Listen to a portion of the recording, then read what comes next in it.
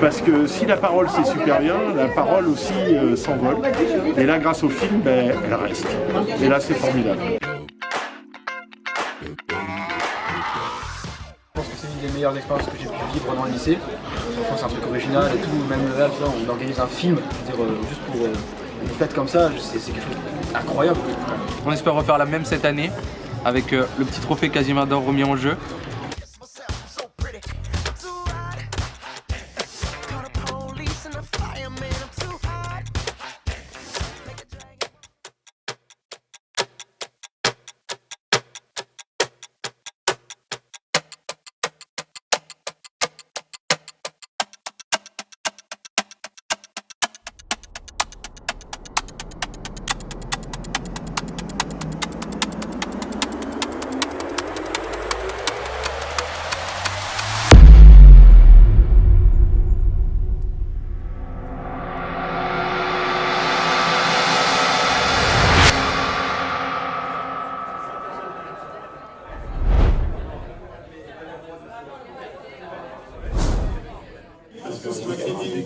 Vous m'avez fait vivre une super année. Ça fait 30 semaines qu'on y travaille tous ensemble. On a organisé 18 ateliers. Vous avez organisé 18 ateliers à Chamontin pour former les collégiens. On a organisé les demi-finales qui ont réuni quand même 300 à 400 personnes. Qu'est-ce qui se passe là actuellement? On n'a ni carte SD pour les caméras, ni le Casimir d'or. Alors, mode image. Non, après ça ira le stockage, on aura le disque dur, on prendra les vidéos. Oui. Manuel, qu'est-ce que tu penses de la situation? C'est à moitié la panique, à moitié ça va bien se passer parce qu'on sait qu'on peut s'adapter, mais on est quand même dans deux situations où ça pue un peu la merde. En fait, on n'a rien perdu. Si, j'ai trouvé un ciseau.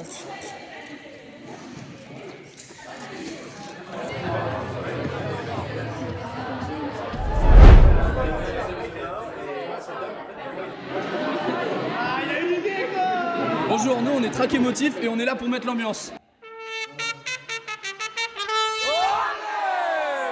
Est-ce que vous vous sentez stressé? Eh bien non, pas du tout. On pète la forme, on est prêt à faire bouger toute la foule et le public des 5 lycées. Moi un peu, mais ça va. Ouais, personnellement, on a déjà fait la demi-finale, ça s'est super bien passé. Là, c'est la finale, il y a encore plus de monde, donc il n'y a pas de raison que ça se passe mal. Non, ça va forcément bien se passer. De toute façon, on est prêts. Hein. On est prêt. Personnellement, je trouve ça déjà dommage qu'en général, il n'y ait pas assez de concours d'éloquence ou d'aide à aller vers l'éloquence. Donc je trouve ça pas mal qu'il y ait un lycée qui organise ça. En plus, ça regroupe plusieurs lycées, donc il y aura une rencontre interlycée. Je trouve ça plutôt intéressant. Qu'est-ce que tu penses de la fête de la parole et comment tu l'appréhendes? Alors moi je l'appréhende assez bien, pardon. Je stresse pas forcément. Après la fête de la parole, on l'a très bien vendue, on a pu voir des vidéos à l'avance. Du coup pour ma part, vraiment je stresse pas du tout. Après c'est peut-être pas le cas pour tout le monde, mais pour moi tout va bien. Pour moi, c'est une très grande opportunité de pouvoir s'entraîner devant beaucoup de personnes. Et comme l'a dit tout à l'heure Marwan, on nous l'a très bien vendu. On a déjà vu des vidéos à l'avance. Du coup, on savait comment ça allait se passer. Donc non, ça va, je suis pas stressée.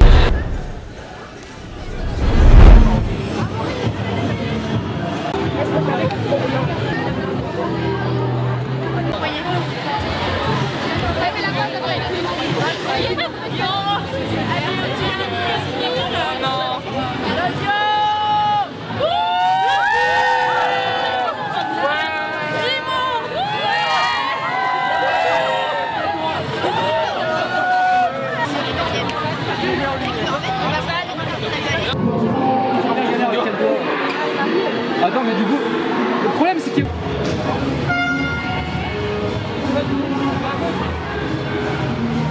Normalement, on est censé ambiancer le public, et après on peut être là, ça veut dire qu'on se rejoint en duo en faisant comme ça. Tu vois?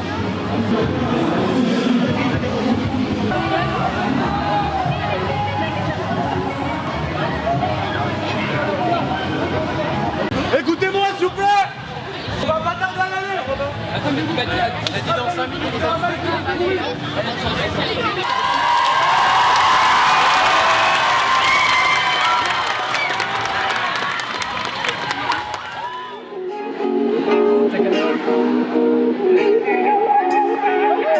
Let's take it back to a time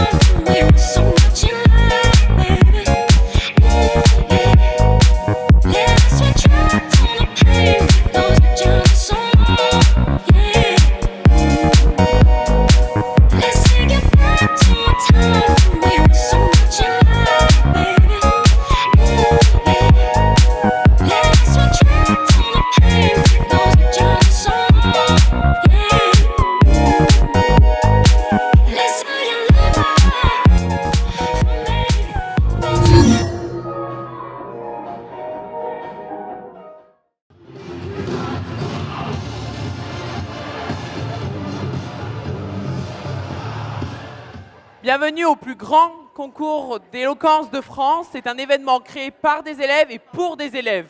Attendez, vous ne croyez pas? Eh ben, on va vous montrer.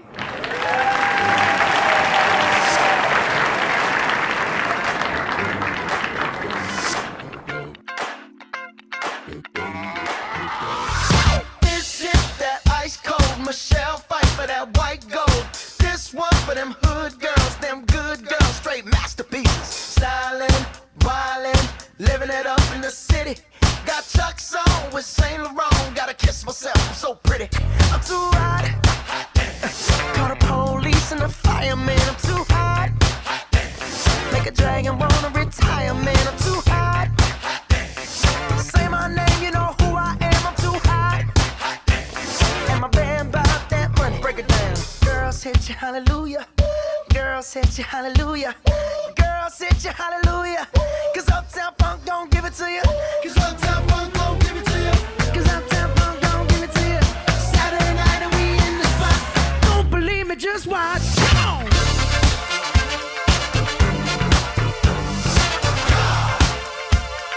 Don't believe me, just watch.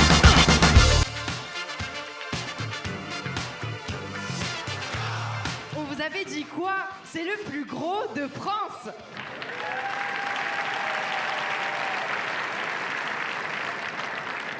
Et nous souhaitons remercier toutes les personnes qui ont organisé ce concours. Nous souhaitons remercier le groupe jury, le groupe son, le groupe animation, les meilleurs, le groupe bien-être. Merci à toutes ces personnes. Je pense qu'on peut faire un tonnerre d'applaudissements pour elles.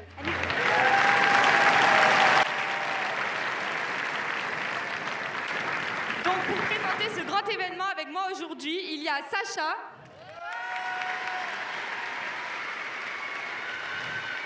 Marie, Emma, Jules, Tao, Chiara, Grégoire et Louise. Et bien sûr, on n'oublie pas la zone nucléaire. Je vois que le public est là, ça fait plaisir. Alors on va pouvoir commencer cette fête et l'inaugurer tous ensemble. On va faire un décompte. Vous êtes prêts?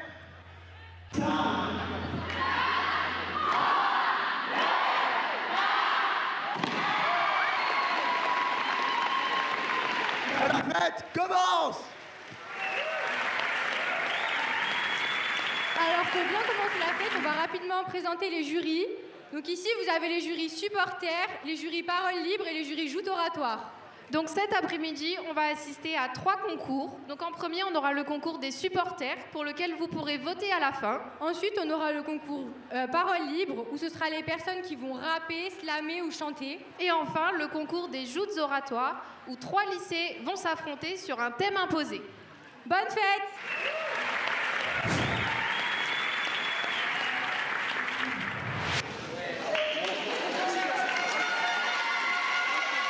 Donc le sujet c'est après la pluie le beau temps et nous on défend la thèse du non.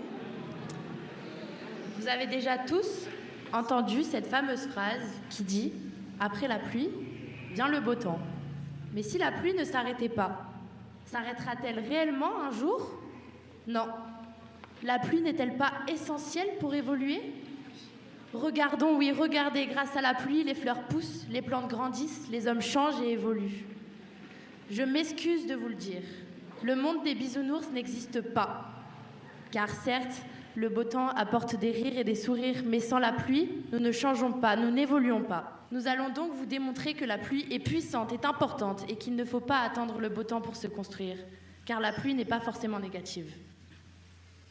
Envisagez-vous de dire à quelqu'un qui vient de perdre un proche, qui ne doit pas se sentir triste, et qu'une période de soleil approche, de dire à une petite fille qui est dépressive qu'elle ira mieux toute sa vie quand cette période de tristesse s'achèvera. Après la pluie vient le beau temps, alors ne t'inquiète pas, disent-ils, mais si de nouvelles difficultés parviennent, et si finalement, après la pluie venait la pluie? La pluie est tombée, Mais cela m'a permis de me rapprocher des gens que j'aime et de voir qui m'aime seulement avec les rayons du soleil ou aussi en temps de pluie. Par cela, je voudrais dire que les moments compliqués permettent la réunion des gens qui nous aiment d'un amour désintéressé, qui ne sont pas que là pour les bons moments. De même, ces périodes s'accompagnent de réflexions intérieures profondes. Pour conclure, ne soyez pas triste d'être triste, car oui, vous allez peut-être pleurer, ne pas réussir à dormir, réfléchir intensément, à perdre la notion du temps parfois. Les ombres de la tristesse sculptent l'âme, révélant la lumière du changement qui y sommeille. Rappelez-vous de nos paroles, car, en conclusion, après la pluie, vient la pluie.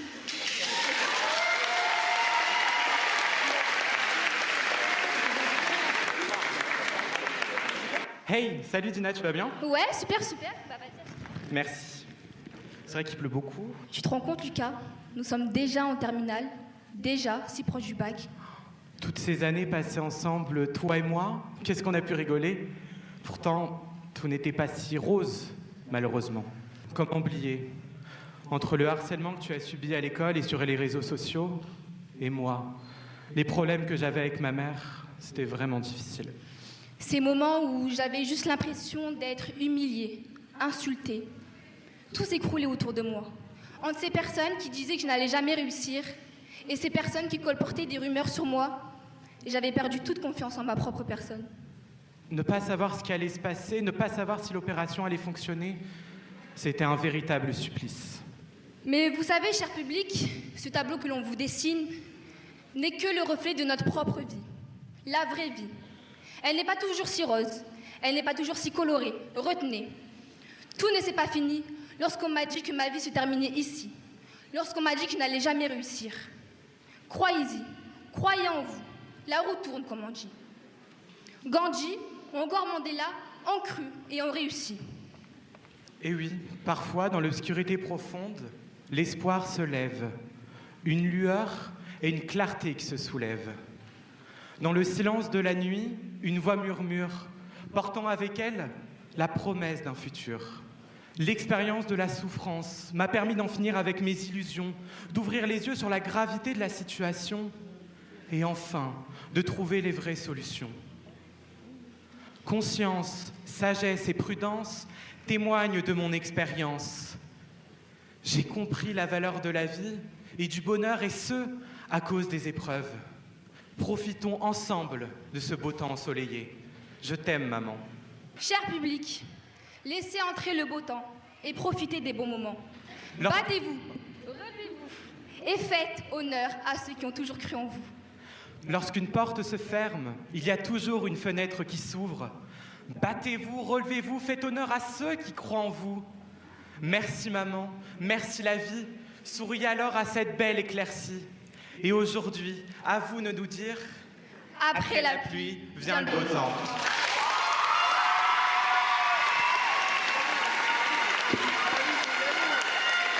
Et on restera toujours d'un côté, dans une part de nous, par exemple, après le décès d'un proche, dans une période... Bon, on n'arrivera jamais réellement à s'en remettre, en fait. C'est ça que j'essaye de dire. Les cicatrices resteront et resteront toujours.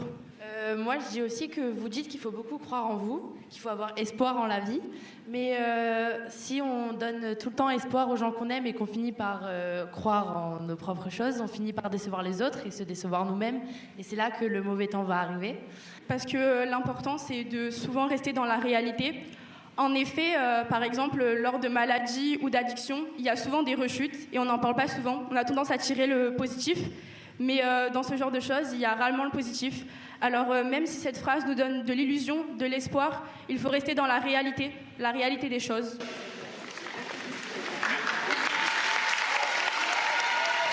Mais quel mouroir, mon cher public! Mais quelle tristesse! Oh, vous n'allez pas plomber cette belle ambiance que nous avons. Relâchez-vous, zen. Vous savez, rien ne va vous arriver. Et cessez de savoir ce qu'est l'avenir ou non, cessez de jouer les Madame Irma, et je vous prie, retrouvons notre calme et notre sérieux. Après la pluie vient la pluie. On aura tout entendu. Et Diderot avait raison, vous ne cessez de proférer ces paroles. Je vous l'avais bien dit, c'était écrit. Mais enfin, mon cher public, le maître du temps n'existe pas. Ni eux, ni vous, ni moi ne savez de quoi est fait l'avenir. Votre manque de courage et d'honnêteté témoigne en réalité de votre incapacité à pouvoir évoluer. Cessez de vous morfondre. Et aujourd'hui, vous êtes la cause de tant de méfaits. À force de crier au loup, de tirer sur les ambulances, vous devenez les apôtres de l'immobilisme qui condamne à l'inaction et au désespoir. Mais je dirais même plus, mon cher public. Le fataliste est celui qui lave son âme dans son urine, dit-on. Excusez-moi, mais vous en êtes la parfaite expression. Albert Camus disait « L'habitude du désespoir est bien plus pire que les désespoirs lui-même. » Et vous avez raison. Cher public, voyez toujours plus haut, plus grand et plus loin. Et vous verrez que vous ne vous porterez jamais aussi bien. C'est par notre expérience que nous avons l'espérance. Et c'est par votre crédulité que vous ne pourrez avancer. Cher public, pensez à Malala ou encore à Simone Veil, qui, malgré l'oppression de leurs conditions, n'ont jamais cessé de choisir l'espérance et l'action. Mon cher public, je terminerai sur ça. Ne connaissez-vous pas ce proverbe ? Les nuages donnent la vie et la vie la pluie. Après la pluie, la vie semble si belle, si authentique et si paisible. Le bonheur, malheureusement, n'est que vrai que si on a déjà connu le malheur. En fin de compte, mes chers opposants, la seule prédiction que nous ferons est que vous êtes destinés à perdre. Ça, c'est le temps. Perdre parce que vous ne pouvez pas prédire le temps et parce que nous pouvons dire. Après la pluie, viens vite.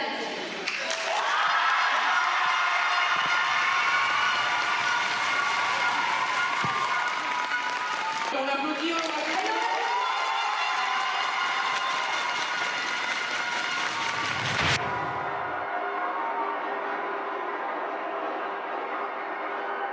On veut trop être quelqu'un. Cogito ergo sum. Je pense, donc je suis. Descartes est sympa, mais il ne nous dit pas qui. Aujourd'hui, nous n'allons pas tergiverser sur être ou ne pas être, mais sur vouloir être. On veut trop être quelqu'un. Est-ce une affirmation ? Que dis-je ? C'est une accusation. Oui, nous sommes accusés. Et vous aussi, vous tous qui nous écoutez, êtes concernés. À 5 ans, on veut être pompier, princesse ou astronaute. Puis on veut être grand. On veut être comme son père, comme sa sœur, comme les influenceurs. On veut être comme nos amis, mieux que nos ennemis. On veut être vu à la télé, devenir une célébrité. Et c'est là qu'arrive le trop, ce petit mot qui fait déborder le vase, qui élève notre ego à nous en rendre ridicules. Et au bout d'un moment, on en vient à écraser les autres. C'est là qu'est le trop. C'est là qu'est le vice. Il est admirable de vouloir être quelqu'un de bien, mais on est vite pris dans la spirale. On veut être quelqu'un avant tout, et on n'hésite plus à commettre des actes déplorables, minables. Schopenhauer l'avait bien dit, l'égoïsme régit le monde. Oui, notre société est égocentrique et nous entraîne dans ce vice. Enivré par ce désir d'être quelqu'un, on devient jaloux, on écrase les autres, on fait des coups bas, on oublie nos principes. L'herbe est toujours plus verte chez notre voisin ou chez Monsieur Machin qu'on voit à la télé. Il faudrait juste préciser qu'il n'existe pas. Personne n'est parfait, il faut arrêter d'essayer de le faire croire. On veut être quelqu'un, c'est vrai. Mesdames, messieurs, les jurys, je m'appelle Leïla et je suis aujourd'hui ici pour défendre une thèse. Marthe et Sarah, derrière moi, ont parté de Descartes. Et oserais-je dire qu'il est ancien, voire démodé ? L'approche philosophique qu'elles ont eue est assez intéressante, mais nous sommes en 2024 et j'en ai une toute autre. La thèse m'a paru complexe. La phrase « on veut trop être quelqu'un », je ne suis pas d'accord. Alors, je vous l'accorde, le terme « quelqu'un » est large. Mais j'en ai choisi la définition qui me paraissait la plus logique et qui peut tous nous toucher ici. C'est une question actuelle, importante, et je vais prendre le cas où être quelqu'un revient à être une personne connue ou reconnue, et donc que nous souhaiterions tous le devenir si je suis la thèse de Marthe et Sarah présente derrière moi. Je suppose que tout le monde dans cette salle possède un téléphone portable. Nous avons tous des passions, nous avons tous des talents. Et en 2024, l'ère des médias, l'ère des réseaux sociaux, nous pouvons tous, grâce à cela, devenir quelqu'un. C'est tous à notre portée. Mais pourquoi je constate en face de moi que non ? Je n'ai pas en face de moi que des célébrités ou des stars, voulant trop être quelqu'un. Et on ne veut pas l'être, Car ma deuxième constatation serait de vous dire que, cher public et cher jury, vous êtes beaux. Tous ici, vous êtes beaux, car je ne vois personne dans cette salle se prendre pour qui il n'est pas. Chaque regard que je croise dans cette salle me paraît unique. Et si je peux apporter une histoire avec cela, je vous parlerai de Léo. La phrase que j'ai retenue, c'est celle que sa mère lui a prononcée. Et aujourd'hui, je peux vous la ressortir, car pour moi, elle vaut toutes les citations du monde. Le bonheur ne se trouve pas en essayant de vivre la vie de quelqu'un d'autre. La paix vient de l'acceptation de soi et de l'authenticité. Ce sont vos propres qualités et votre unicité qui vous rendront heureux et respectés. Et voilà le message que je me dois de faire passer aujourd'hui. On ne veut pas trop être quelqu'un, car ici nous savons tous que le vrai succès, celui qui nous comble, est basé sur l'authenticité et l'amour que vous avez pour vous-même et pour ce qui vous plaît. Est-ce que tout le monde dans la salle connaît Simone Veil ? Il semble que mes chers camarades présents ici les connaissent également. Jade tient entre ses mains un article paru il y a 2 semaines du lycée Marcel Gimond, dans lequel il est écrit que votre classe d'HLP, et vous y compris, affectionnez particulièrement l'héroïne qu'est Simone Veil. Mais si je peux me permettre un commentaire, Simone Veil a prononcé cette phrase dans sa vie. « Ne t'en va pas au dehors, rentre et reste en toi-même, au cœur de la créature que tu es, qui abrite la vérité. » Si je dois vous traduire cela en simples mots, cela veut dire « reste toi-même » et ne cherche pas à être quelqu'un d'autre. Maintenant, comment pouvons-nous vous croire alors que vous-même admettez être en accord avec nos idées ? Merci, cher public, merci au jury, et je vous laisse là-dessus.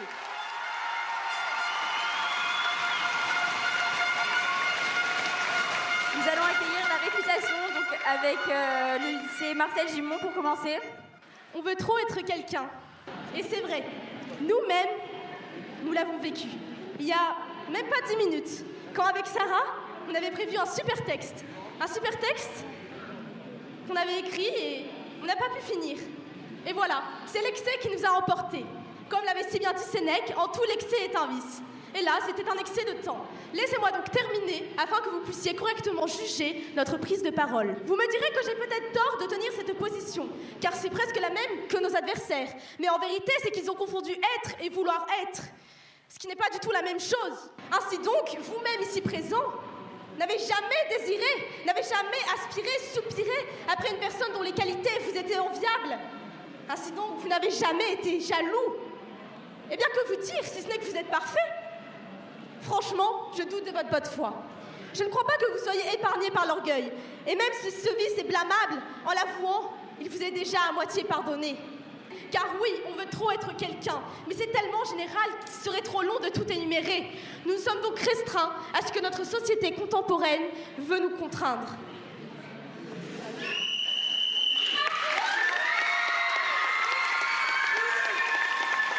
Alors, ne vous méprenez pas, je n'applaudis pas leur performance.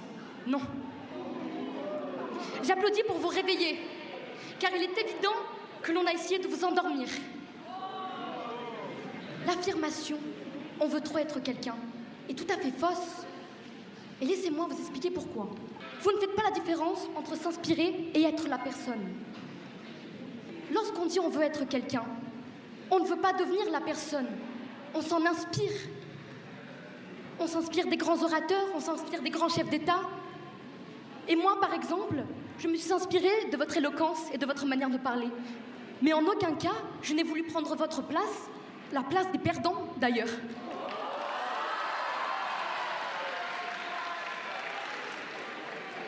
Enfin bon, laissez-moi vous répéter encore une fois que l'affirmation « on veut trop être quelqu'un » est fausse.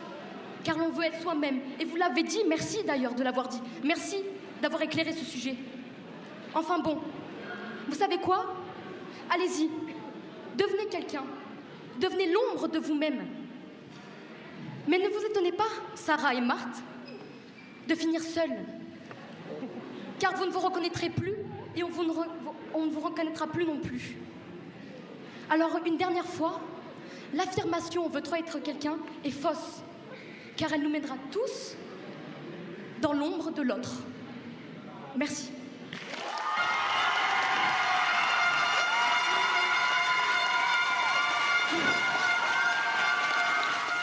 Merci à nos candidats de nous avoir présenté cette joute. J'aimerais que vous les applaudissez encore une fois bien fort. Et on les applaudit.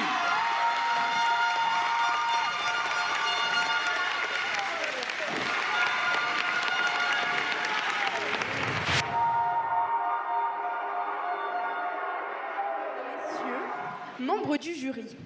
Quand j'étais petite, je voyais à la télé ces grands hommes si éloquents, avec leurs fameuses longues robes. Selon moi, être avocate est une forme d'excellence. Et voir ces personnes sûres d'elles défendre coûte que coûte leurs clients m'inspire. Et ce, depuis mes 9 ans. Mais je me suis toujours demandé, quelqu'un de défavorisé socialement peut-il entrer dans ce métier que la société semble habituellement réservé aux fils d'avocats? Alors qu'en réalité, c'est la seule envie d'y arriver qui fait la différence. Mon père n'est peut-être pas juge, notaire ou avocat, mais moi, je sais que je le deviendrai. Pensez-vous réellement que mon rêve dépend du manque de 0 sur la fiche de paie de ma mère? Je peux vous assurer qu'une donnée si superficielle en elle-même n'est pas primordiale pour réaliser ses souhaits les plus chers. Bien sûr, si cela est d'acquérir une voiture de luxe, je n'aurai pas le même discours. Mais moi, je vous parle d'objectifs immatériels. Vous verrez dans une quinzaine d'années si je ne suis pas où je voulais être. Et si jamais vous ne me voyez pas dans des salles d'audience, c'est que j'aurais décidé de suivre un autre chemin. Certainement pas parce que j'aurais été poussée par une avalanche de mots en ismes. Déterminisme, alcoolisme, racisme, masculinisme, fatalisme, illettrisme, et j'en passe. Au sein d'une vie mouvementée, calme ou encore riche en rebondissements, nous pouvons nous demander si notre avenir se joue dès notre naissance. Peut-être que si j'étais née dans une famille riche, je serais aujourd'hui une personne influente. Mais malgré tout, mon être, mon âme ne change pas et ne reflète en rien ma situation familiale et financière. Je suis moi, peu importe d'où je viens. Prenez maintenant l'exemple d'une icône de la pop, connue de tous, je l'espère, Rihanna. Elle a grandi dans les Caraïbes au sein d'une famille pauvre et a dû travailler dur pour se sortir de cette pauvreté aliénante. Aujourd'hui, elle est l'une des chanteuses les plus populaires et les plus riches au monde. Malgré tous les freins, Rihanna a réussi tout ce qu'elle voulait et ne s'est pas contentée de rêver, mais de passer à l'action. Cela montre que la réussite ne dépend pas des conditions de départ, mais de la détermination, de la persévérance et du travail acharné. Nous avons tous déjà regardé un film, une série ou un documentaire où les parents ont tracé l'avenir de leurs enfants pensant qu'ils le suivront. Souvent, les enfants s'indignent, se révoltent et refusent, car les envies des enfants sont la plupart du temps totalement différentes. Même si l'enfant a été pistonné pour intégrer la fac la plus prestigieuse, ce n'est sans doute pas son rêve à lui. Ordonner la vie future de sa progéniture dès le plus jeune âge est donc réducteur, car cela peut cacher de réelles passions ou même vocations. Cela est aussi une preuve de privation de liberté, d'émancipation intellectuelle et physique. De plus, j'affirme à nouveau que tout n'est pas joué à la naissance. Selon Zola, l'alcool circule dans les membres de la famille Rougon-Macquart pour les putrifier. En d'autres termes, les addictions de ta famille sont en quelque sorte héréditaires. Cela relève de l'absurdité, car nous ne sommes ni plus ou moins sensibles à des addictions, ni sujettes à être dépendants, ni plus addicts à une pratique ou autre. En effet, nous voyons que tous les enfants de toxicomanes ne sniffent pas ou ne se piquent pas à l'âge de 10 ans. De plus, cela devrait dire que nous devrions mettre tous les nourrissons de parents alcooliques en cure de désintox. Vous ne trouvez pas ça absurde? Ensuite, nous pouvons voir que moi, Kaina Perrier, je suis née femme et j'en suis fière. Mais suis-je contrainte de marcher dans la rue et d'entendre « Eh mademoiselle, t'as pas un snap ?» Marre d'être stigmatisée à longueur de journée. Suis-je forcée d'être un objet sexuel? Ma naissance m'oblige-t-elle à être au second plan, tandis que les hommes seront toujours au premier? Encore une fois, ma réponse est la même. Non. En fait, avec un peu de réflexion, tout n'est pas donné à la naissance. L'homme est libre de devenir ce qu'il veut. Il n'est en fait rien d'autre que ce qu'il fait, se définissant à travers ses engagements et ses actes. L'homme est condamné à être libre, nous dit Sartre. Pour lui, ceux qui se réfugient derrière des excuses déterministes ne sont rien d'autre que des lâches. Mes choix, mon être, ne sont pas faits pour moi. Pour finir, affirmer que tout déjoué à la naissance est une affirmation simpliste. Oseriez-vous dire à ce petit garçon handicapé qu'il marchera un jour? Oseriez-vous dire à cette petite fille de la Courneuve qu'elle a les mêmes chances de réussir que cette petite fille du 16e? Ce petit garçon à qui la vie a déjà tant volé, cette petite fille à qui le destin a déjà tant retiré. Oseriez-vous leur dire, mon enfant, si la vie ne t'est pas favorable, c'est parce que tu es le seul à avoir rendu ce futur inévitable. Pourtant, ne serait-ce pas les maintenir dans une illusion des plus mensongères? Ne serait-ce pas ignorer les mots de cette société? Ne serait-ce pas méconnaître le statut de ces enfants qui font face à la plus déplorable des fatalités? Ne serait-ce pas les rendre coupables d'un destin inéluctable? Aujourd'hui, nous aurons l'audace d'avancer que oui, tout est joué à la naissance. Aujourd'hui, nous prendrons la parole au nom de ce petit garçon qui ne marchera jamais, de cette petite fille qui aura trimé toute sa vie, car ils ont une trop grande valeur pour qu'on les maintienne dans l'illusion. Certes, la vie est souvent faite de choix. Oui, les cartes ne sont pas jouées, les dés ne sont pas jetés, car je ne suis pas spectatrice de ma vie, j'en suis l'actrice. Il est toujours possible de donner sa chance à chacun et de puiser dans l'espérance et la détermination. Après tout, ce serait trop ennuyeux si tout était joué à la naissance, comme regarder un film en connaissant déjà la fin. Et pourtant, si les hommes naissent égaux, certains naissent avec un ego supérieur. Oui, nous ne choisissons pas où l'on est selon nos désirs. Nous ne choisissons pas non plus les trottoirs d'Agadir, de New York ou de Saint-Denis pour apprendre à grandir. On ne sait pas sur quoi nous allons tomber. Allons-nous tirer le gros lot ou en fin de compte serons-nous déçus du résultat? Quelle injustice de ne pas avoir les mêmes chances en ce début de vie. Alors que certains enfants naissent avec une cuillère en argent dans la bouche, d'autres grandissent dans des cages à poules, leur offrant ainsi un avenir restreint où l'on ne dépasse même pas le périph'. Il ne s'agit pas de répéter comme un mantra que nous avons toujours le choix. Il s'agit d'ouvrir les yeux, d'observer, de regarder autour de soi. La question du choix est une question de ventre plein. Un fils de bourgeois aura toujours le choix d'être président ou indigent, d'être médecin ou circassien. Un fils de pauvre restera très probablement pauvre. Ces personnes naissant le sou, dans la misère la plus crasse, ont-elles manqué de détermination? Ont-elles fait preuve de victimisation? Ou n'avaient-elles tout simplement pas le choix? Oui. Je préfère le discours de la rationalisation à celui de la détermination, à celui de l'illusion. Et puis, le proverbe ne dit-il pas « Un homme blanc, un homme noir, un homme jaune, toutes les larmes sont salées ». Derrière le principe fondamental d'égalité de cette expression, une toute autre idée peut être extraite. L'homme blanc, noir ou jaune peuvent tous trois avoir les larmes salées, pour la seule raison d'être né blanc, noir ou jaune. Que dire aux albinos du Malawi tués parce que blancs? Que dire aux victimes de la barbarie nazie tuées parce que juifs? Que dire à Adama Traoré, Brahim Bouraham, George Floyd, Mireille Knoll? Quelle était leur faute, si ce n'est leur naissance?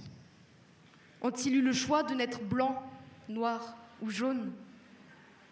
Déterminer que l'on ne n'est pas égaux, mais que cela n'impactera pas notre avenir, c'est fermer les yeux. Déterminer que le hasard de notre naissance ne joue en rien dans notre existence, c'est fermer les yeux. Et les parents, dans tout cela, me dira-t-on, nos parents ne peuvent être les responsables de ce que nous sommes. Chaque individu est différent, et ce, malgré les facteurs limitants.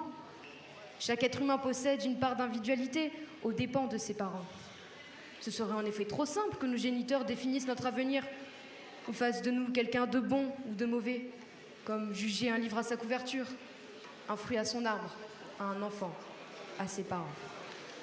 Or, le dicton populaire affirme tel père, tel fils. Et celui-ci a raison. Quel autre héritage que la génétique qui détermine nos traits physiques pour mieux pointer du doigt cette fatalité? Si je ne suis pas bien grande, que je ne dépasserai jamais les 1,60 m, comme vous l'aurez sans doute remarqué, vous pouvez remercier mes parents. Donc oui, nous avons tous ce petit grain de sel, vous savez, ce petit quelque chose qui nous rend différents. Mais avouez que nous avons un peu tous un air de notre famille. Mesdames et messieurs, membres du jury, permettez-moi de commenter mon argumentation ainsi que de détailler mon point de vue sur la question.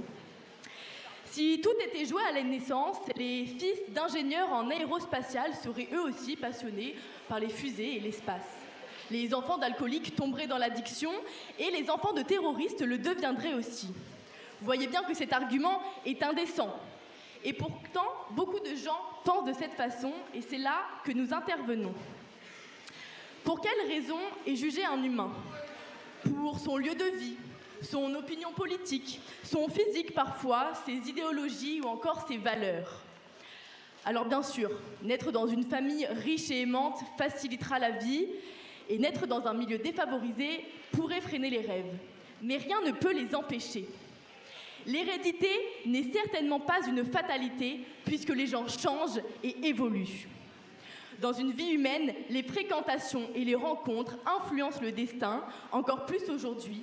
Et la naissance n'est pas une destinée ou une fin en soi. Elle n'influence qu'une partie de notre être.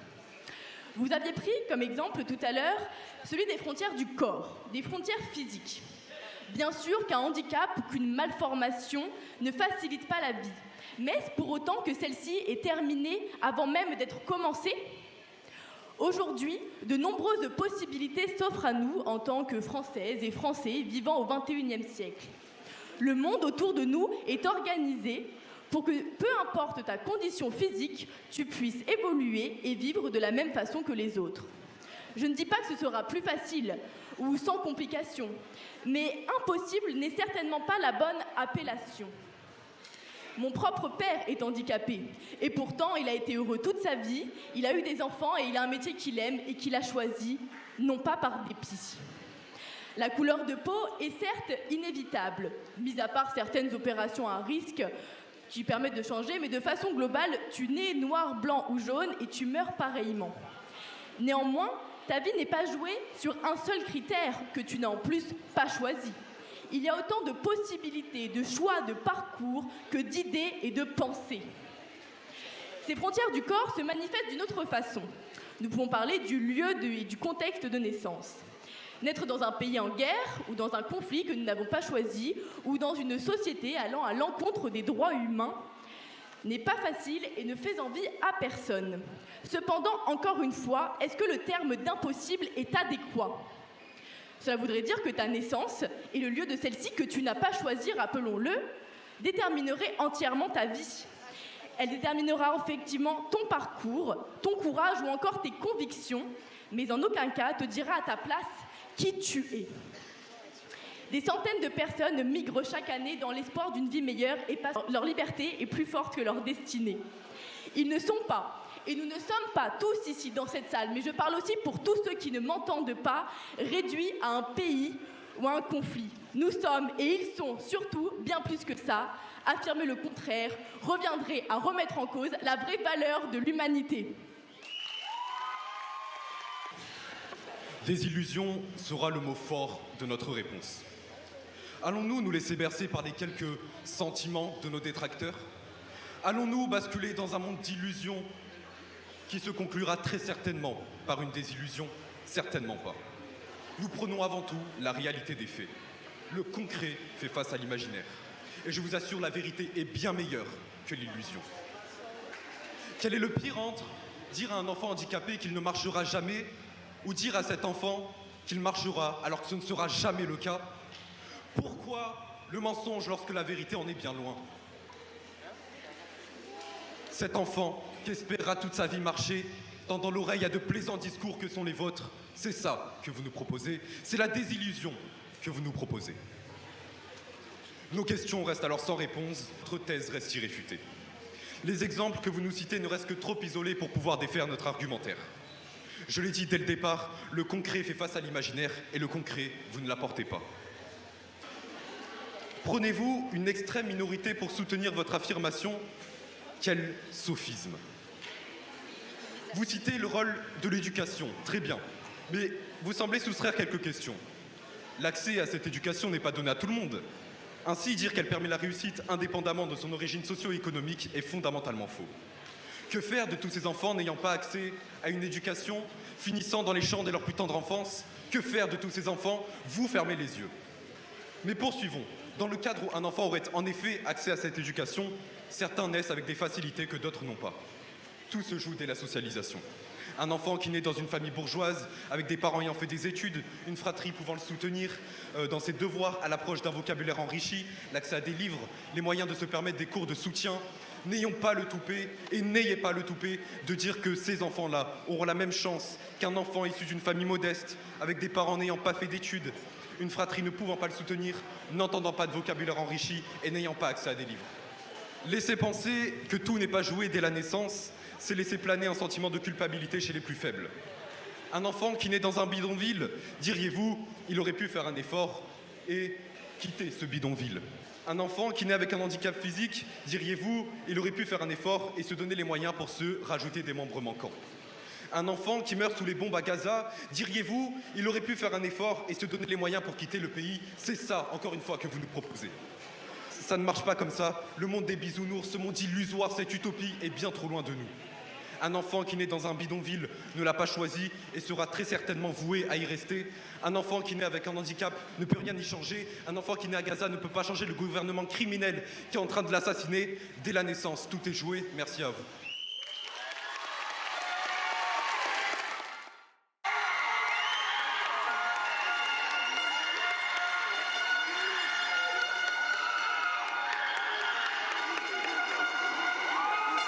On va vous demander un peu de silence, s'il vous plaît, pour accueillir notre star internationale.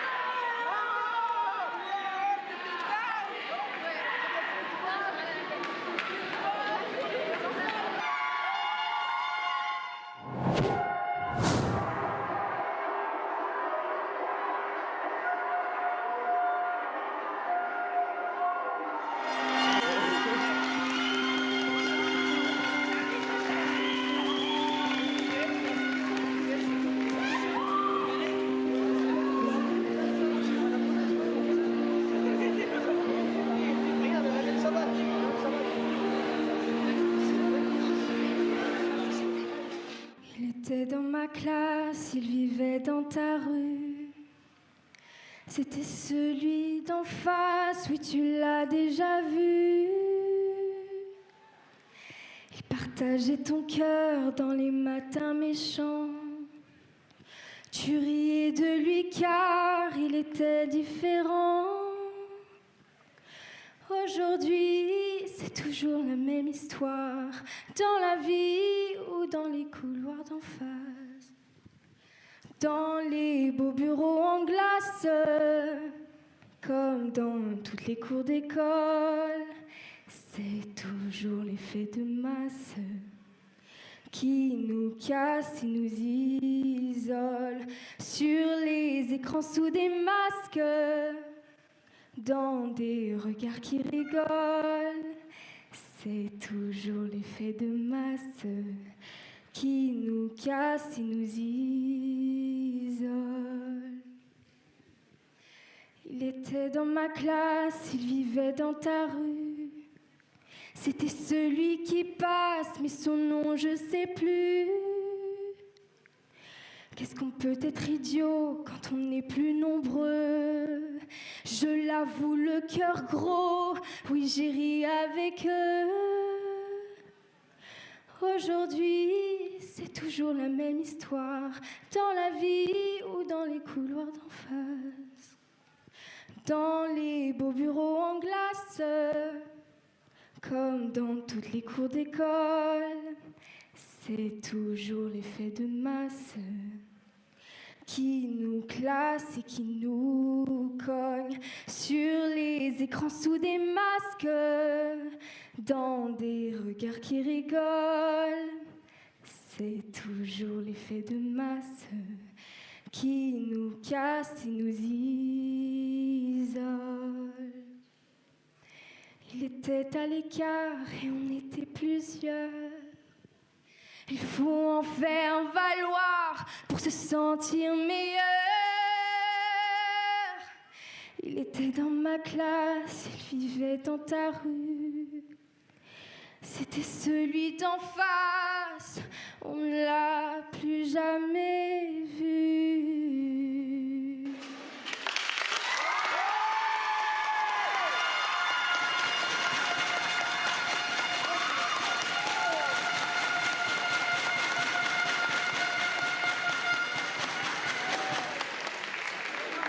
C'était Camille Desclés-Martin, donnez un applaudissement s'il vous plaît.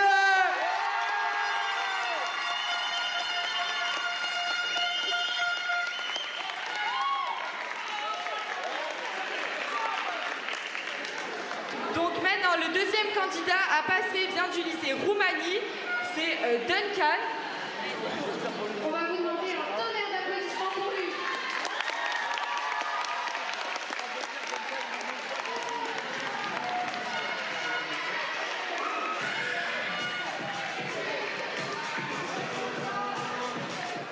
Bonjour à tous, amis ardéchois, amis drômois. J'aimerais aujourd'hui vous rappeler les enjeux d'un conflit nous concernant depuis plus de 4 siècles. Un combat, que dis-je, une guerre opposant nos deux beaux pays, la Drôme et l'Ardèche.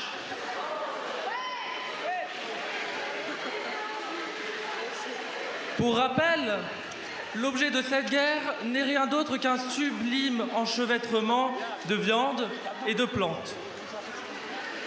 Oui, messieurs, dames, je vous parle bien aujourd'hui de la caillette.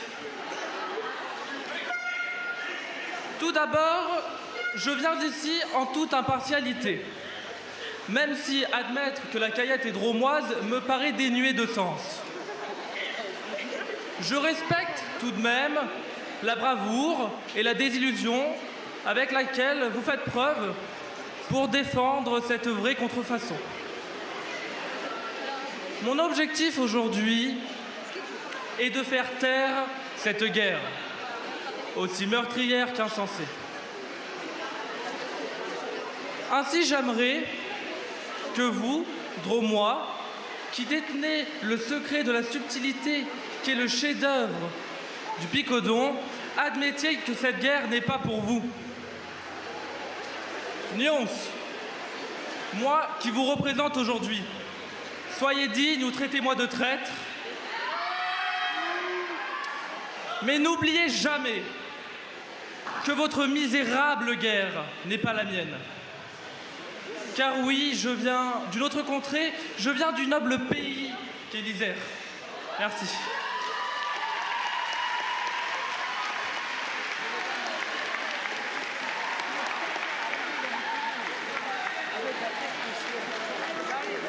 Donc on peut applaudir encore bien cette jolie prestation.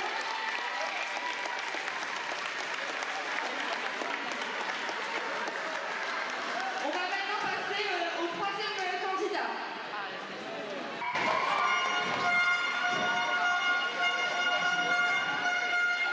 Mesdames, Messieurs, membres du jury, aujourd'hui, je me permets de vous parler d'un sujet urgent, d'un sujet important, d'un sujet révoltant. Révoltant car peu ou pas assez mis en avant. Mesdames, Messieurs, ce message est pour ma future fille, pour vos propres filles, vos sœurs, vos mères, vous et votre conscience tranquille. Ma fille, je te montre aujourd'hui, avec appréhension, ce monde sans prévention. Je te montre la réalité de tous, aujourd'hui banalisée, la réalité de ce monde immonde, idéalisé. Tout d'abord, tu vas passer de fille à femme, puis de mademoiselle à madame, et enfin, d'innocence à évidence. La réalité, c'est que tu vas grandir, ma fille. Tu vas grandir dans un monde d'hommes, dirigé par un homme qui veut léguer la Légion d'honneur à un violeur. Quel charmant président! Accompagné de son gouverne qui ment, accusé de violence conjugale, de viol et de détournement de fonds. Mais quelle belle leçon! La liste est longue, je ne voudrais pas tout désespérer, mais il est aussi accompagné d'un Premier ministre qui fait des blagues racistes et qui veut que la retraite soit à 100 ans, en commençant à l'âge de 3 ans, croyant à l'immortalité des gens et ne voulant du peuple que l'argent. En plus de ça, tu auras des retards de loyer, des dettes noyées, des factures impayées. Mais ce n'est pas le pire dans tout ça. Si tu ne te retrouves pas mère au foyer à 30 ans présumé, pour accéder à un poste premier, il faudra sucer. C'est malheureusement elle, la réalité partagée, et surtout celle qui est banalisée, généralisée et acceptée. Tu devras te maquiller, être gainé et poids plume pesé, car la société est à confronter à sa conformité. Encaisser les remarques blessantes, tu devras, les mains au cul des vauriens, les sifflements des hommes chiens. Ma fille, donne ton numéro, sinon on te retrouvera KO. C'est dans la rue que se passe l'imprévu. Le prince charmant existe que dans les livres, bizarrement, non? Et ce même prince charmant qui t'est séduit avec sa comédie n'est qu'un charmant charlatan qui, pour t'avoir dans son lit, utilise l'hypocrisie. On te prendra pour celle que tu n'es pas, croyant que ton sourire pour séduire n'est qu'une simple excuse pour lui prendre son argent lors du divorce à la préfecture. Te battre pour la garde de tes enfants et ne jamais baisser ta garde, il faudra. Un viol, tu vivras peut-être. Je ne l'espère tellement pas, mais en un an seulement, 250 000 femmes en sont victimes. Un viol toutes les 7 minutes, et vous ne pensez pas qu'on est légitime? Tu verras, le viol va te déchirer en deux, mais il ne t'achèvera pas. Victime, on vous croit. Violeur, on vous voit.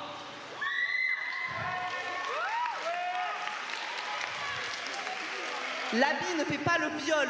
Tu te rappelleras, ne l'oublie pas. Ma fille, dans ce monde, il faut être forte. C'est partout la même réalité, pour tous, même les gens de la télé. Ma fille, tu es née fille, tu es forcément née forte. Mesdames, Messieurs, être femme tue. C'est elle, la réalité dans ce monde foutu. En Iran, on te voilera, sans même te demander si tu es musulmane ou pas. En Afghanistan, si tu n'es fille, on t'achètera, sans même te demander l'accord de ta voix. En Afrique, on t'excisera, car une fille ne doit pas avoir de plaisir, de droit et ni de voix. Aux États-Unis, dans certains pays, tu n'avorteras pas. Ma fille, écoute, j'ai été battue pendant 4 ans, 4 longues années de souffrances cachées, des bleus maquillés, des côtes cassées, des chevilles tordues, transformées en soi-disant chutes dans les escaliers pendus. Aujourd'hui, c'est à moi de battre. Je me bats pour moi, pour toi, pour eux, pour elles. Pour toutes les femmes battues à main nue, dans le silence cru et à mort nue. Battues par un premier amour. Un premier amour. L'homme de ma vie, enfin, de ce que j'imaginais de ma vie. Mais c'est pas ça, c'est pas elle la vraie vie. La vraie vie, c'est pas des coups parce qu'il était en colère ou parce que j'avais fait tomber un verre. Ou battu parce que ça n'allait pas dans son sens ou que j'étais trop grosse, pas forte et trop dépendante. Dépendante d'un homme violent ne le devient jamais. C'est pire qu'un ouragan. Un ouragan, encore, ça passe. Un homme violent, c'est une impasse. Une issue sans sortie. Une vie sans mélodie. Comme a dit James, quand t'as mal, tu dis plus rien. T'encaisses et t'encaisses. Mais durant 4 ans, j'ai enduré. J'ai pris des coups sans rien dire, en promettant que s'il recommençait, eh bien j'allais partir. Mais à chaque fois, c'est la même chose. Trop peur qu'il me tue. Trop peur de lui, qu'il me retrouve, qu'il me retue. Alors je me suis renfermée dans les drogues et dans les clopes. Je n'ai pas voulu faire face à ce désordre, à ce mal-être, ça me désole. Être battue pendant 4 ans, ça blesse. Ça laisse des cicatrices marquantes sur le corps qui est tatoué. La usée par le temps perdu par le passé. Être battue, ça blesse. Aujourd'hui, je revis, je renais de mes cendres, je renais de mes coups, je refleuris petit à petit. N'oublie pas, ça aurait pu être moi, ça aurait pu être toi, ta copine, ta sœur, de nombreuses femmes, trop de femmes. Et il faut cesser ça. Mesdames, battez-vous, mais ne vous faites pas battre. Je me bats aujourd'hui pour chaque féminicide qui entre dans les statistiques chaque année, biaisé dans cette vie si livide, remplie de féminicides. Il faudra te battre, ma fille, pour ça, pour moi et surtout pour toi. Comme le viol, je n'espère tellement pas qu'on te batte, mais avec ce monde aujourd'hui, une droite vaut plus qu'un combat à la batte. Bats-toi, ma fille, mais ne te fais pas battre. Résiste, ma fille, persiste, bats-toi contre les sexistes. Défends-toi, ma fille, et ne te soumets pas. Tu vaux beaucoup mieux que ça. Ma fille, même si d'être fille a l'air bien difficile, je te rassure, c'est quand même pas si vide. Mais en plus, tu verras, nous sommes traités comme des objets, des mal baisés, des mal aimés. Parce que oui, si on est énervé, c'est qu'on est aux règles ou qu'on est mal baisé. Mais quelle mocheté, quel mot stylé. Essayez au moins de changer. Oublie pas de te battre, de mettre des baffes, de te débattre, mais ne deviens pas Bonaparte. Ma fille, tout finit par passer. Ne l'oublie jamais.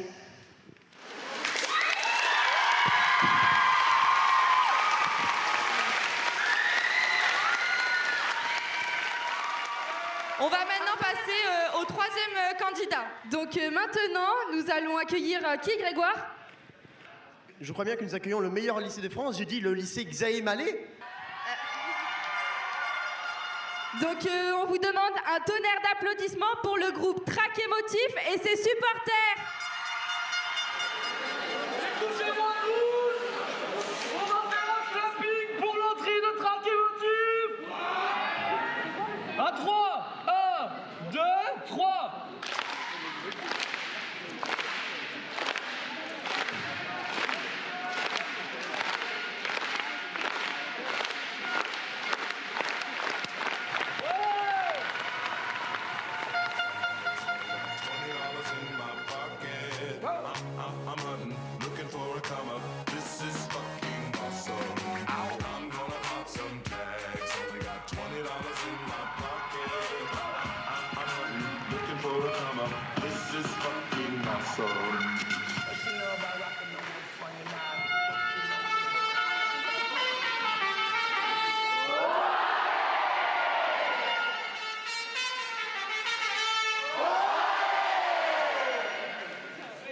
Bonjour à tous, bienvenue sur Track Émotif. Aujourd'hui, nous allons parler de la peur.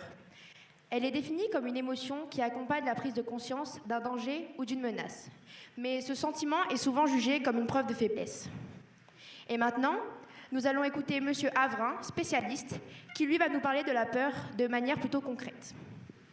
Monsieur Avrin, est-ce que les peurs d'aujourd'hui sont les mêmes depuis la nuit des temps? Oui, certaines vieilles angoisses familières restent bien présentes. L'agression, les violences, l'échec. Autant de frayeurs récurrentes qui rappellent que malgré les avancées de la société, l'humain restera toujours confronté à ces terreurs primitives. Et les réseaux sociaux ont-ils un impact important sur les peurs d'aujourd'hui? En effet, les réseaux sociaux et les médias nous submergent d'informations anxiogènes. attisant toute notre peur. Et est-ce qu'avoir peur est un sentiment légitime? Évidemment, il faut savoir qu'avoir peur est normal et que tout le monde a ressenti ou ressentira ce sentiment. Et pour finir, est-ce que la peur peut être utilisée à bon escient? Bien sûr, la première étape est d'accepter cette peur, de prendre du recul et de l'observer. Ensuite, il est essentiel de l'apprivoiser, en s'informant, en s'identifiant et en acceptant de sortir de sa zone de confort pour mieux la combattre. Et maintenant, nous allons écouter 2 témoignages bouleversants de 2 frères afghans et de 2 femmes qui ont eu le malheur d'être des femmes. Nous avons peur. Nous avons tous peur. Mais voyageons pendant quelques instants à la surface de la planète, dans notre planète, chez nous, en Afghanistan, où les peurs sont multiples et variées, dans un pays totalement effondré. Moi, c'est Amir. Et moi, c'est Wally. Nous sommes nés à Kaboul. Et à l'âge de 13 ans, en 1997, notre mère est tuée dans un bombardement taliban. En 2001, notre père est arrêté et meurt 6 jours plus tard de torture. Mais la guerre continue. 2002 passe. 2003 passe. 2004 passe. 2005 passe. Soudain, le 2 juin 2006, un bruit retentit, en plein cœur de Kaboul, à 2 pas de l'épicerie familiale. Tremblement de terre? Bombardement? Personne ne sait. Les femmes pleurent et des cadavres de gosses jonchent le sol. Les gens crient, les immeubles s'effondrent, la fumée nous étouffe. Nos voisins courent vers le centre, d'autres se réfugient dans les maisons. Où aller? Je pars alors vers l'ouest. Le plafond tombe, les vitres brisées jonchent le sol, les voitures en feu retentissent. Mais dans cette scène de chaos, où est mon frère? Au loin, Kaboul semble d'une étrange tranquillité. Mon frère est-il déjà loin devant ou fait-il partie de cet horrible silence? Dans la panique, je sors dans la rue, vide. Une lumière et puis plus rien. Amir! Amir! Plus de nouvelles depuis maintenant 6 semaines. Demain, je serai à Bolak. J'appellerai Amir. Et dans quelques mois peut-être, nous serons en Arménie, en Turquie, en Bulgarie. Loin de ce pays. 2 juin 2007. Je suis arrivé à Calais. Voilà maintenant 1 an que la bombe a explosé. Que les talibans nous ont terrifiés. Je n'ai plus de mère, plus de père, plus de frère, mais pourtant, j'ai encore peur. Je m'appelle Karine, j'avais 38 ans, 2 enfants et un mari violent. Sarah, j'avais 18 ans. J'étais fan de techno. Cet été-là, j'avais fait toutes les teufs de la région. Je n'avais encore jamais eu peur. Des fêtes, ça faisait longtemps que j'en avais pas vécu. J'étais privée d'amour, de joie et de festivités. Mon quotidien était rythmé par des soirées, des nuits jusqu'au petit matin, à coups d'alcool, de danse et de drogue. Très vite, mon mari est devenu méprisant, menaçant, violent. Puis j'ai eu mon premier enfant. Je pensais que mon quotidien allait s'améliorer, mais ma vie était rythmée par la peur, la crainte et la terreur. Je me rappelle de ce concert-là. J'y étais allée avec mon meilleur pote. Il me rassurait et prenait soin de moi. Je n'avais pas peur quand il était là. Mais ce soir-là, c'était différent. Un mec dont je connaissais à peine le nom m'a suivi lorsque je suis allée me coucher dans ma tente. Il est rentré, complètement saoul, a crié. Je lui ai ordonné d'arrêter. Les enfants dormaient. J'en ai rien à foutre de tes sales gosses. Ce sont pas des sales gosses, ce sont nos enfants. Auparavant, nous avions rencontré des teufeurs anglais. Ils étaient cool avec nous. J'avais bien aimé discuter avec eux. Je n'avais jamais eu peur de rencontrer des inconnus. Tu me réponds pas. Il m'a plaqué contre le mur. J'étais tétanisée. Cet inconnu s'est approché de moi, trop près de moi. J'ai commencé à avoir peur. Il a pris un couteau dans le tiroir. Avec son autre main, il m'étranglait. Je voulais qu'il parte. J'étais paralysée. Il était possédé. Il m'a déshabillée. Il s'est déshabillé. Je ne pouvais plus bouger. J'étais terrifiée.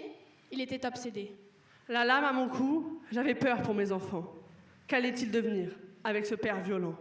Il m'a touchée, caressée, impuissante, sans aucune arme. Les larmes se sont mises à couler. Il s'est déchaîné sur moi, m'a donné 8 coups de couteau, qui ont été fatals. Il m'a violée. Il m'a tuée.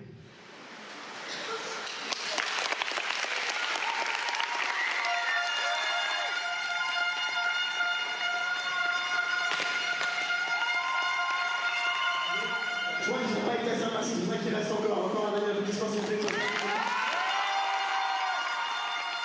On va maintenant vous demander d'accueillir très fort le groupe Audacieuse et ses supporters du lycée Xavier Mallet.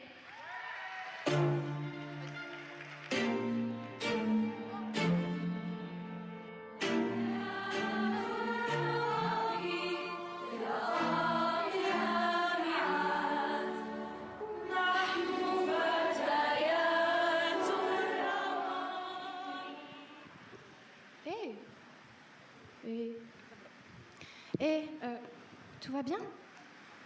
Ouais, ça va, mais je t'avoue qu'en ce moment, je suis super fatiguée, je sais pas pourquoi. Enfin bon, c'est de ma faute, hein, en même temps. Pardon. Faudrait que je me couche un peu plus tôt le soir. Puis après, j'ai 18 ans, on est au lycée, donc c'est un peu de ma faute, c'est normal, non? Ouais, je comprends. Mais juste essaie de te coucher un peu plus tôt ce soir, au moins. Tu seras moins fatiguée. Ouais, après mes 8 heures de cours, 1 heure pour rentrer chez moi, 2 heures de devoir, 30 minutes pour manger. Alors oui, si j'enlève mon repas et mon temps libre, alors oui, là, je peux me coucher plus tôt. Faut juste que je m'organise un peu plus, hein. Mais ça a l'air tellement facile quand ils le disent, les adultes. Tu sais, de tout bien faire, de bien travailler, de faire du sport, d'avoir de bonnes notes, d'être engagé aussi, parce que c'est important d'être engagé pour entrer dans de grandes écoles. Et d'avoir un bon métier pour pouvoir changer les choses. Et moi, j'aimerais changer les choses. Il y a tellement de choses qui m'intéressent, de sujets qui me révoltent et dont trop peu de gens parlent. Alors, je suppose qu'il faut que je suive les règles du jeu, même si je les comprends pas vraiment, que je reste polie, courtoise, que je travaille. Puis, je comprendrai quand je serai plus grande. Tu comprendras quand tu seras plus grande. C'est mignon. Non mais, tu penses qu'ils l'ont compris, ce jeu? Tu penses que les adultes le comprennent, ce jeu? Personne ne le comprend. Mais je suppose qu'en grandissant, on se résigne à combattre. On a mieux à faire ou personne à qui parler, je sais pas. Mais tu te rends compte que même là, tu les suis, les règles de ce jeu que tu ne comprends pas. Tu restes douce, cordiale, complaisante. Tu penses qu'ils t'écoutent? Et tu crois vraiment que c'est en criant et en accusant la terre entière qu'ils vont m'écouter? Alors oui, ils vont m'entendre. Ça, c'est sûr, ils n'auront pas le choix. Mais est-ce qu'ils vont écouter ce que j'ai à leur dire? Mais de toute manière, les gens n'entendent les choses que lorsque c'est trop tard. Encore plus quand t'es une femme ou quand tu fais partie d'une minorité, que tu cries ou non. Donc j'ai le droit d'être en colère. Toi aussi. Mais assume tes opinions. Mais t'as raison, ok. Mais tu vois, j'ai peur que ma fatigue, mon angoisse, mes émotions prennent le dessus sur le message que je veux faire passer. Les deux peuvent cohabiter. C'est juste une question d'équilibre. Bon, moi l'équilibre c'est pas trop mon truc. Mais je suppose que tu peux essayer, avec ta manière, ta personnalité. Puis, de toute façon, c'est notre dernière année ici. Ces gens-là, on ne les reverra jamais. Autant y aller à fond, non? Ouais, t'as raison. Alors permettez-moi de recommencer. Bonjour, je m'appelle Amy, et aujourd'hui je suis fatiguée. Comme de plus en plus de jours, pour être honnête. Et je suis sincèrement désolée si ce que je m'apprête à vous dire vous paraît pessimiste ou déprimant, mais c'est juste ce que je ressens.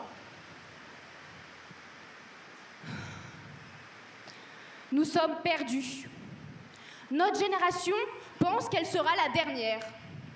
Elle pense qu'elle ne sera jamais assez vue, jamais assez écoutée, jamais assez prise au sérieux. Parce que l'on vit dans un système n'ayant qu'un seul modèle de ce qu'est le mérite.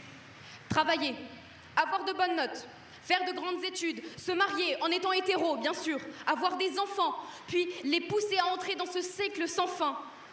Nous sommes des millions pour un seul modèle, à devoir réfléchir à un avenir que l'on doute avoir. Nous sommes en colère. On nous a répété tout le long de notre scolarité que notre génération était bête, que l'on avait le cerveau cramé par les écrans, un QI qui baissait d'année en année. Mais comment voulez-vous que l'on se construise lorsque toute notre valeur repose sur de simples chiffres? Nous sommes perdus, et de plus en plus d'entre nous doutent d'eux-mêmes. Et je suis fatiguée d'avoir l'impression que toute ma vie se joue maintenant, que les quelques choix que j'ai faits dans l'année définiront si, oui ou non, je serai heureuse dans ma vie. que j'aurais totalement pu faire un mauvais choix et de me rendre compte à 40 ans que je suis passée à côté de ma vocation. Puis de me demander si j'ai réellement une vocation ou si je ne fais que faire semblant d'aimer des choses. Est-ce que je me mens à moi-même pour me convaincre que je corresponds à ce qu'ils attendent de moi? Je suis dégoûtée par certaines personnes, par certains discours. Il faut dissocier l'homme de l'artiste, me disent-ils. Eh bien, montrez-moi comment dissocier la femme de la victime. Citez-moi un homme dont la carrière a été détruite par des accusations. Les derniers ont rempli 3 fois l'Accor Arena ou ont été défendus publiquement par le président de la République. Et nous, et moi, qui nous défend? J'ai pas confiance en moi. Et je me compare constamment à des filles que je ne connais pas et à des corps qui ne sont pas réels. Parce que j'ai constamment l'impression qu'il faut que je change, que je ne suis pas assez bien. Parce que mes bourrelets, mes boutons, mes poils, ma cellulite, mes cheveux gras, tout aussi naturels soient-ils, sont loin d'être acceptés et encore moins considérés comme beaux. Je suis fatiguée. J'aurais dû me coucher plus tôt hier soir, me diriez-vous. Mais le soir, les pensées reviennent et forment un cocon tranchant, presque agréable au bout d'un moment. Alors, je prends mes médicaments. Atarax, fluoxétine, Stresam, Ritaline, Sertraline, Effexor. Et puis, plus rien. Et ce silence-là, ce silence, est encore plus insidieux et plus violent que la pire des cacophonies. C'est une réalité pour beaucoup d'entre nous, mais beaucoup d'entre vous préfèrent l'ignorer. Parce que ce n'est pas beau, ce n'est pas classe, parce qu'on est trop jeune pour souffrir. Et pourtant, la souffrance ne discrimine pas, et c'est bien la seule. Je suis fatiguée d'être rejetée pour mes différences, que l'on me crache dessus parce que moi, j'aime les filles et les garçons. Je suis fatiguée que certains aient fait de mon corps un jouet pour épancher leurs pulsions. Fatiguée que l'on me voit comme un objet parce que j'ai un utérus. Je suis fatiguée que certains rient de moi parce que je suis jeune et qu'apparemment je ne connais pas la vraie vie, la dure. Beaucoup ne me voient pas, ne m'entendent pas. C'est pour ça que je parle en criant. J'ai peur d'être invisible.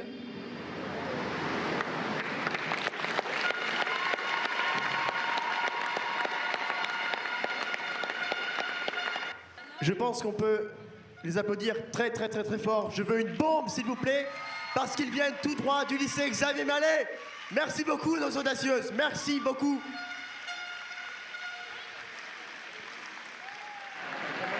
Merci pour eux. Et pour finir, nous allons accueillir une dernière candidate. Il s'agit d'une élève de Roumanie. On accueille Juliette et ses supporters. Jour de fête. C'est quoi?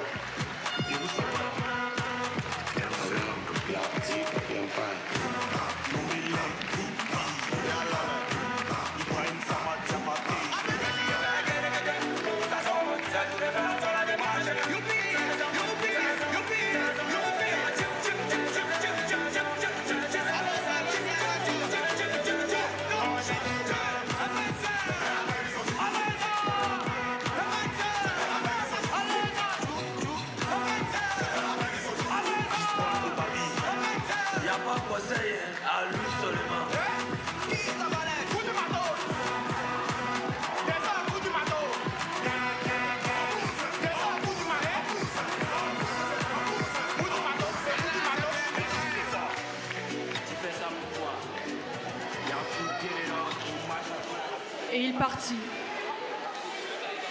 sans pleurer, sans se retourner.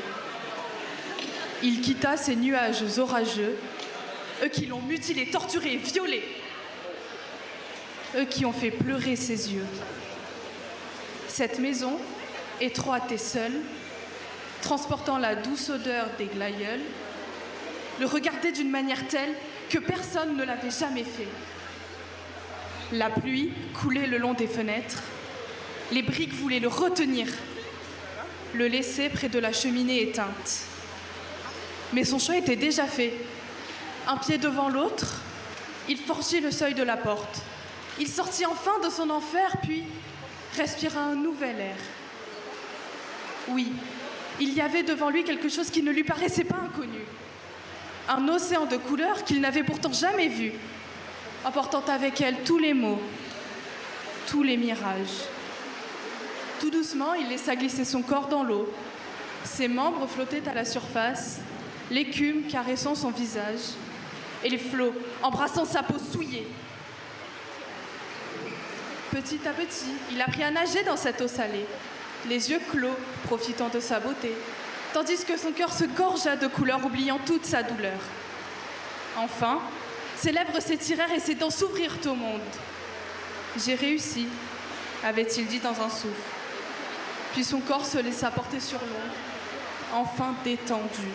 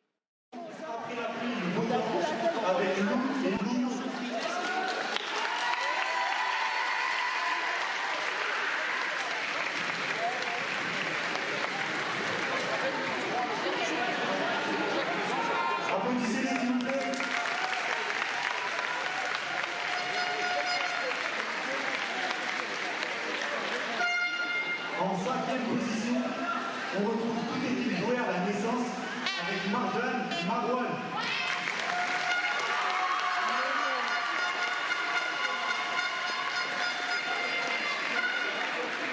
Encore.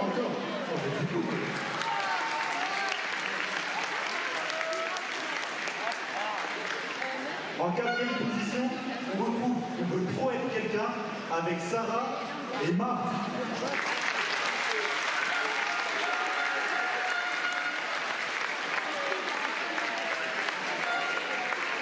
Et le podium final, félicitations à tous. On veut trop être quelqu'un, Leïla et Jade.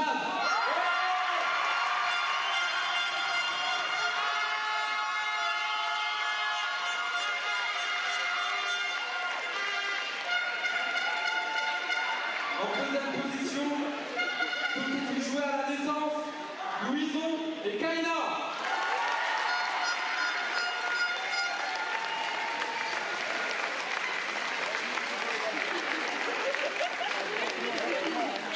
Et un tonnerre d'applaudissements pour les finalistes, après la pluie de beau temps, Lucas et Tina.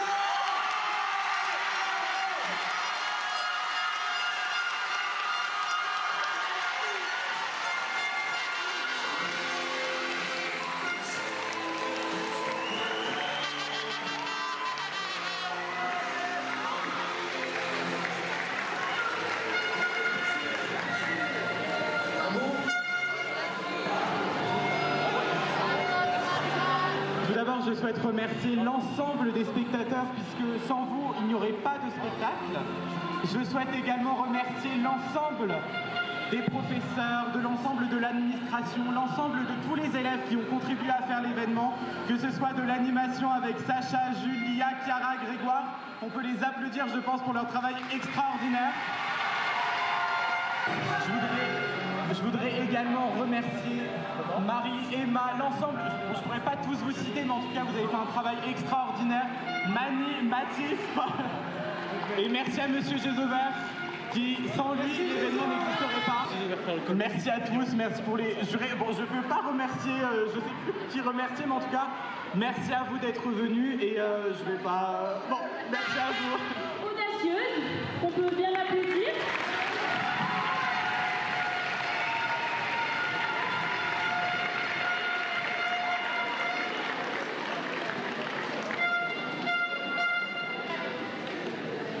À la seconde place, Milia Mussolini.